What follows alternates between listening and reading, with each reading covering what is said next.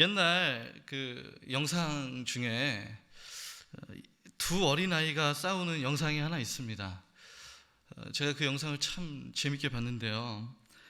남자아이와 여자아이가 싸우다가 대뜸 남자아이가 여자아이에게 이렇게 묻습니다.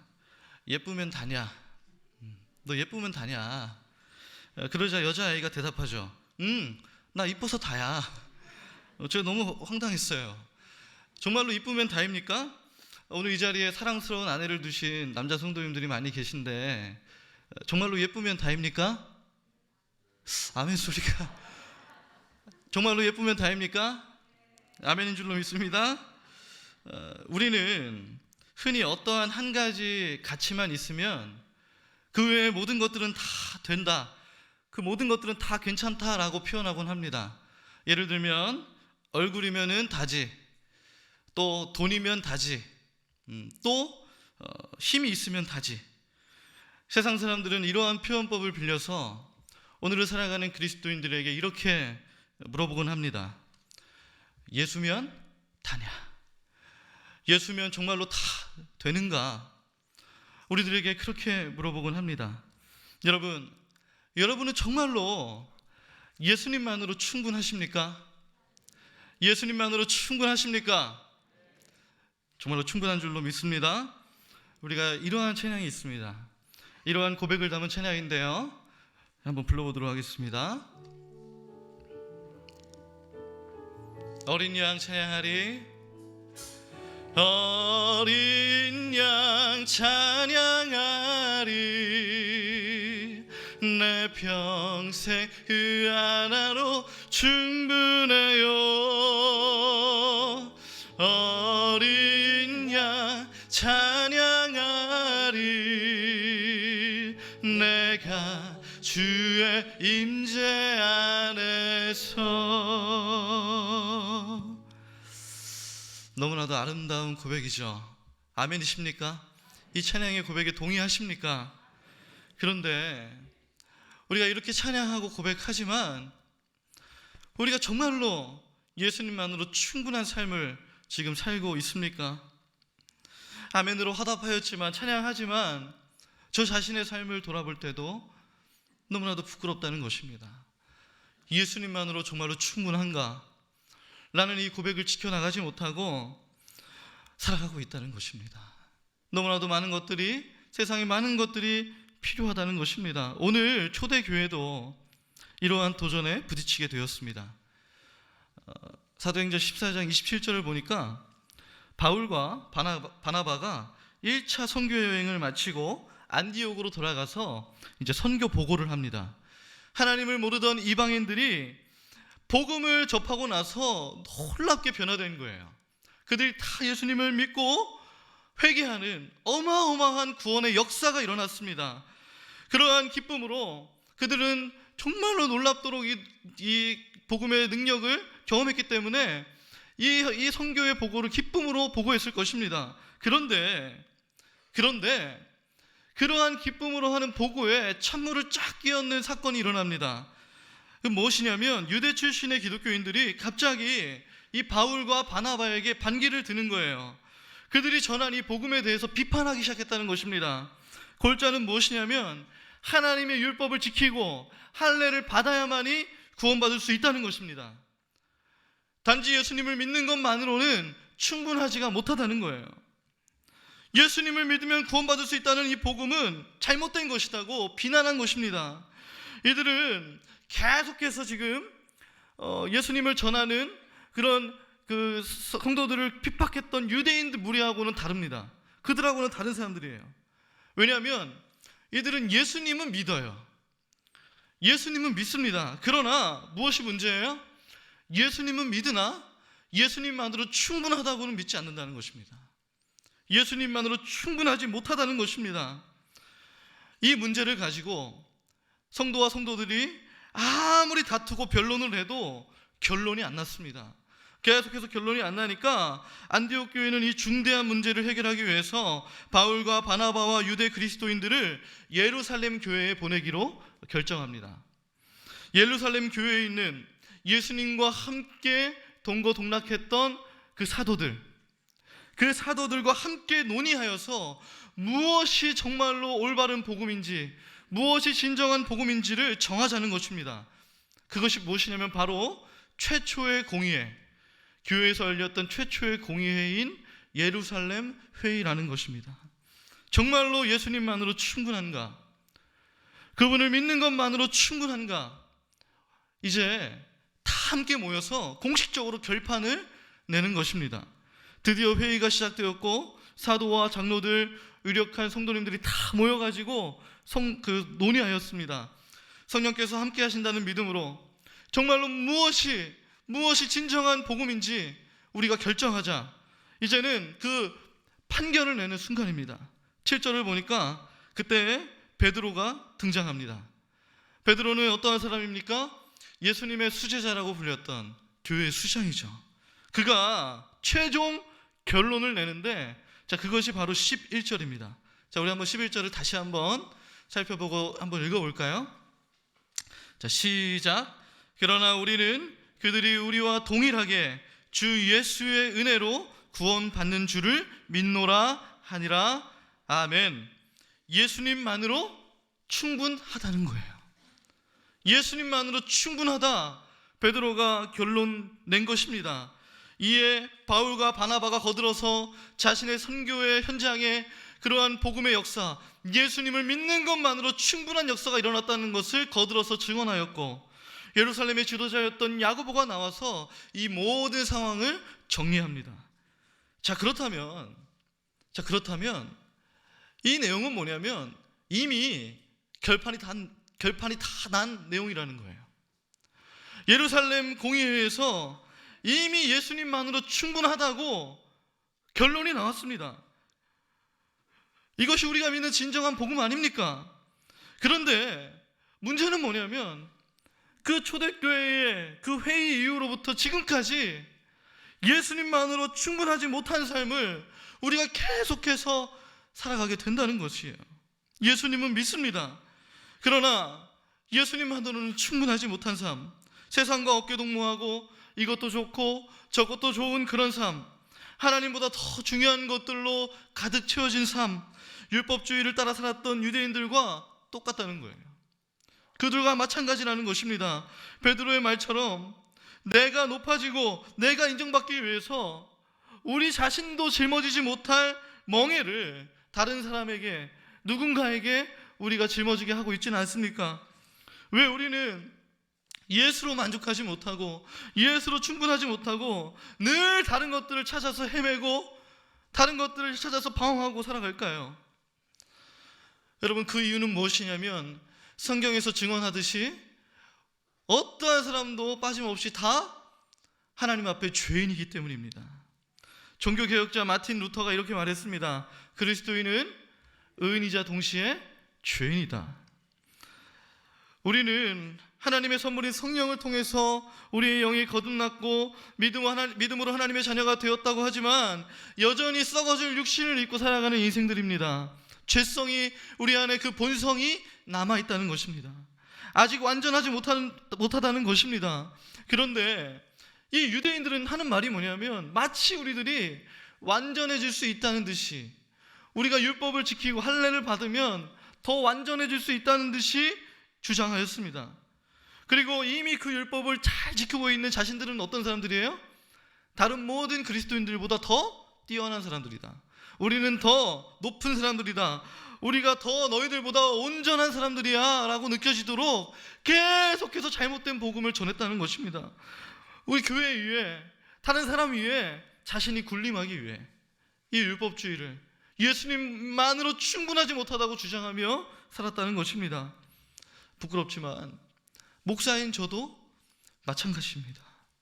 마치 설교하면서 나는 이렇게 다 사는 것처럼 여겨지게 하고, 마치 설교하는 모습만 보면은 되게 가정적이게 보이게 하고, 실상은 여전히 부족한 죄인, 똑같은 죄인일 뿐인, 여러분, 목사이기 때문에, 설교하기 때문에 남들과는 다른 권리를 누리려고 하고 특권을 누리려고 할 때가 많습니다. 얼마나 죄인인지. 내가 죄인 중에 괴순이라 라고 고백했던 이 바울의 고백이 언제나 저의 마음을 찌른다는 것입니다. 오늘 참 은혜롭게 설교했다. 성도님들이 지나가다가 야, 은혜 많이 받았습니다 라고 고백하는 그런 날 있잖아요. 많은 목사님들이, 많은 설교자들이 고백하는 것이지만 그날이 제일 문제예요. 그날 어떤 일이 벌어지냐, 그날 집에 돌아가면은 꼭 아내와 사소한 걸로 말다툼이 시작됩니다. 꼭 그래요. 그럼 별것도 아닌데 그거 가지고 서로가 마음이 상한다는 거예요. 통계적으로 그렇습니다. 매번 그렇다는 게 아니라, 여러분, 은혜를 받았다고 느끼는 그날, 은혜를 내가 주었다고 느끼는 그날, 여러분, 그날이 시험 받는 날이라는 것입니다. 여러분, 그런데 신기해요. 오늘 내가 설교로 죽을 만들었다 라고 여기는 그런 날이 있어요. 그때의 은혜가 넘칩니다. 왜 그래요? 마음이 겸손해져요. 마음이 겸비해집니다. 아니, 설교도 잘 못했으면서 성격이라도 좋아야지. 여러분, 얼마나 말과 행동이 부드러워지는지 아세요? 여러분, 죄가 더한 곳에 은혜가 더욱 넘치는 줄로 믿습니다. 내가 약할 때 오히려 은혜가 더욱더 넘쳐 흐른다는 거예요. 여러분, 성령의 역사는 그래요. 성령의 역사는 내가 열심히 노력해서 내가 인정받고 잘 될 때는 일어나지 않아요. 그러나 오히려 내가 연약하고 내가 가장 못나고 부족할 때 내 안에서 성령께서 마음껏 일하십니다. 내가 가장 못났다고 여겨질 때, 내가 어떻게 이 정도밖에 안 되냐, 어떻게 이렇게밖에 안 되냐고 여겨지는 그 순간에 성령께서 마음껏 일하시기 시작한다는 거예요. 이것을 인정하고, 그러므로 오직 예수님만으로 충분하다고 고백하며 살아가는 삶이 너무나도 중요합니다. 그리스도인의 삶은 실력이 아니라 고백인 줄로 믿습니다. 실력이 아닙니다. 고백인 것입니다. 우리는 죽기 전까지 루터의 말처럼 늘 의인이자 동시에 죄인일 거예요. 그렇기에 계속 우리들은 예수님이 아니라 다른 것들을 찾아 헤맬 것이고, 더 많은 것들이 필요하다고, 내 안에 이런 것들이 더 필요하다고 늘 떼쓰고 원망할 것입니다. 내 안에 하나님보다 더 중요하고 하나님보다 더 사랑하는 우상들을 늘 만들어낼 것입니다. 여러분, 사도행전을 지나서 쓰여진 수많은 서신서들이 있어요. 그 서신서들의 주제가 뭔지 아십니까? 그 서신서들의 주제를 다 모아서 보면은 결국 그 핵심은 뭐냐면 예수님만으로 정말로 충분하냐는 싸움이에요. 모두가 다 그거를 가지고 싸운다는 거예요. 정말로 예수님만으로 충분하냐? 이미 예루살렘 공의회에서 결론이 났는데도 불구하고 그 싸움은 계속됩니다. 머리로는 아는데 가슴으로는 내려오지 않는 거예요. 정말로 믿기만 하면 될까요? 예수님을 믿는 것만으로 충분할까요? 다른 무엇인가가 더 필요하지 않을까요? 우리의 연약함이, 우리의 욕심이 자꾸만 무엇인가가 더 필요하다고 아우성칩니다. 우리 안에서 계속해서 아우성칩니다. 노력이 있어야지, 열심히 있어야지, 아니 그래도 최소한의 자격은 갖춰야지. 율법주의의 칼을 들고 내가 조금 남들보다 잘한다 싶으면 어떻게 해요? 정의의 이름으로 찌르는 것입니다. 난도질하는 것입니다. 사랑하는 성도 여러분, 내가 그 사람 난도질하고 죽이지 않아도 이미 그 옛사람은 예수 그리스도의 십자가에 못 박힌 줄로 믿습니다. 여러분, 그것을 꼭 믿으셔야 돼요. 십자가에 다 이루셨다는 거예요. 그러나 왜 우리는 그 사실을 알면서도, 사랑한다 말하면서도 누군가를 충분히 참고 기다려주지 못하는 것일까요? 왜 누군가를 참아주고 기다려주지 못하는 것일까요? 왜 그렇습니까? 나 스스로가 예수님의 사랑으로 충분하지 못하기 때문입니다. 그 사람보다 내가 늘 높은 곳에 있어야 하기 때문입니다. 유대인들이 그랬어요. 종으로 이 땅에 오셔서 무릎을 꿇고 제자들의 발을 씻겨주신 예수님의 제자가 되는 것이 아니라 누군가를 종으로 삼고 내 발을 내미는 왕이 되고자 하였습니다. 그런데 그것이 바로 그 모습이 사랑 없는 우리들의 모습 아닙니까? 일상을 살아가는 가족들과 부딪히며 우리의 직장에, 우리의 살아가는 모든 관계 속에서 벌어지는 사랑 없는 우리들의 모습 아니겠습니까? 예수님으로 충분하지 못한 그런 우리들의 삶이 아니겠습니까? 참 사람으로 오신 예수 그리스도도 똑같이 시험 받으셨습니다. 진정 하나님만으로 충분하냐? 떡도 있어야지 않을까? 돈도 명예도 있어야 되지 않을까? 세상에서 주눅 들고 고개 숙이고 살아가면 안 되잖아. 그래도 뭔가 있어야지. 남부럽지 않게 살아가야지. 한 번뿐인 인생인데. 정말로 하나님만으로 충분하겠어? 예수님도 똑같이 시험 받으셨습니다.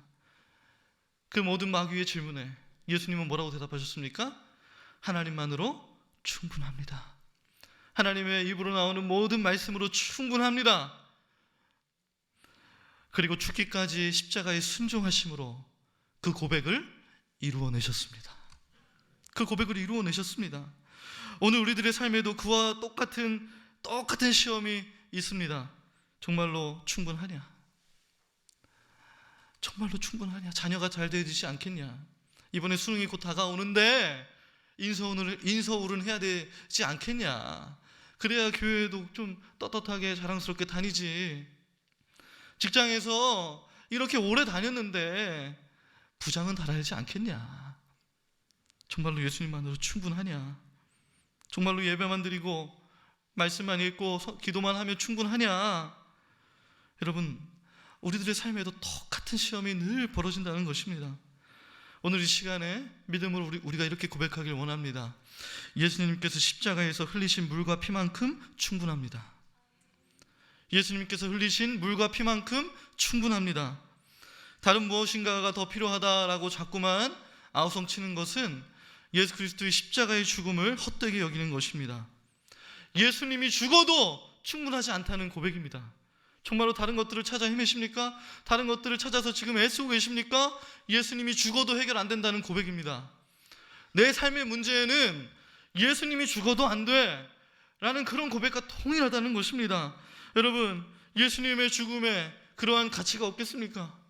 예수님의 죽으심에 그러한 능력이 없으시겠습니까? 사랑하는 성도 여러분, 예수님의 죽음에, 예수님의 십자가에 우리의 삶의 모든 문제를 해결할 능력이 있는 줄로 이 시간 다시 한번 믿습니다. 이 시간 다시 한번 고백합니다. 또한 우리는 예수님만으로 충분하다 말할 때 그 예수님을 믿는 것에 있어서 너무 가볍게 생각하는 경향이 있습니다. 예수님을 믿는 것, 여러분 그것은 무엇일까요? 율법을 지키고 율법을 따르는 것보다 여러분 순전히 누군가를 믿는다는 것이 훨씬 어렵고 힘든 일입니다. 여러분, 남녀가 만나서 데이트는 할 수 있습니다. 데이트는 할 수 있어요. 그리고 밥을 같이 먹을 수 있어요.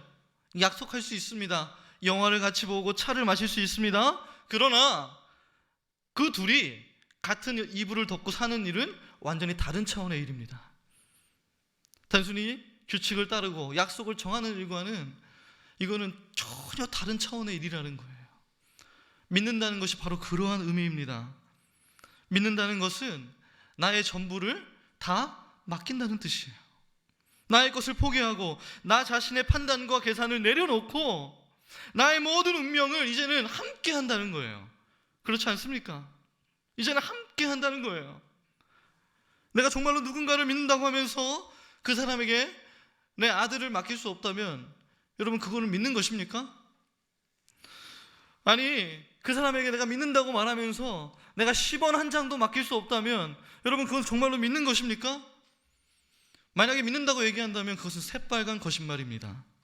믿는다는 것은 절대로 억지로 일어날 수가 없는 일이에요. 우리의 이성에 반하는, 우리 마음에서 일어나는 신비라는 것입니다. 그렇기 때문에 단순히 율법을 지키는 것보다 훨씬 더 고차원적인 일이고, 이 믿는다는 것은 너무나도 어려운 일이라는 거예요. 유대인들은 쉬운 길을 택했습니다. 율법을 지키고 할례를 받는 너무나도 쉽고 편한 길을 택했다는 것입니다. 사랑하는 성도 여러분, 우리가 오늘 이 시간이 믿음이란 무엇인지를 온전히 깨닫고 쉽고 편한 길이 아니라 좁은 길을 걸어가기를 간절히 소망합니다. 믿음의 좁은 길, 그것은 우리의 인생을 맡겨야 하는 일이고 우리의 전부를 걸어야 되는 일입니다. 예수님을 믿을 때 그분만으로 충분하기 때문에 이제는 내가 그분을 위해서 살아가겠습니다 라고 생사를 걸고 결단하는 것입니다. 그리고 그렇게 고백하는 것입니다. 사랑하는 성도 여러분, 그러므로 우리들의 싸움은 뭐예요? 혈과 육에 속한 것이 아니요, 바로 영적인 싸움이라는 것입니다. 영적인 전쟁입니다. 예수로 충분하냐는 세상의 수많은 도전 앞에 우리가 전쟁을 벌이는 것입니다.